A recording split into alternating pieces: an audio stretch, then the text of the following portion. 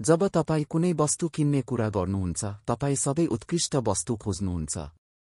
अनि सोच्नुहोस् यदि त्यो वस्तु किनेरै नकिनिने खालको भए के गर्ने? ती तपाईँका साथीहरू हुन्। साथीहरूले मानिसको जीवनका प्रवृत्तिहरूमा गहिरो असर पार्दछन्।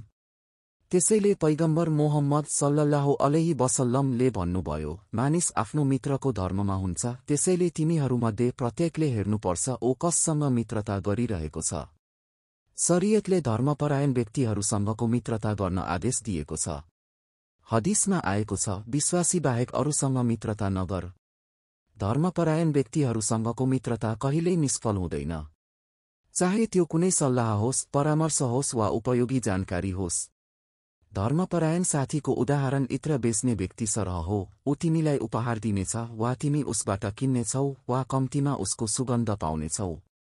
यिनीहरू आफ्ना साथीहरूका लागि उत्कृष्ट आदर्श हुन्छन् र तिनीहरूको सङ्गतले क्षमाको कारण बन्छ। जस्तो कि एउटा हदिस कुद्सीमा आएको छ, तिनीहरूको बारेमा जो धर्मपरायण व्यक्तिहरूसँग बस्न आउँछन् मैले उसलाई पनि क्षमा गरे। यी त्यस्ता मानिसहरू हुन् जससँग बस्ने मानिस पनि वञ्चित हुँदैन। तिनीहरूको सङ्गतले अल्लाहको प्रेम आकर्षित गर्छ। अल्लाह तआलाले भन्नुभयो, मेरो प्रेम तिनीहरूमाथि अनिवार्य भयो जो मेरो खातिर प्रेम गर्छन् र मेरो खातिर एकै ठाउँमा बस्छन्। पैगम्बर मोहम्मद सल्लल्लाहु अलैहि वसल्लमले भन्नुभयो, के म तिमीलाई तिम्रा उत्कृष्ट व्यक्तिहरूको बारेमा नबताऊँ? ती व्यक्तिहरू जसलाई देख्दा अल्लाह सम्झना आउँछ।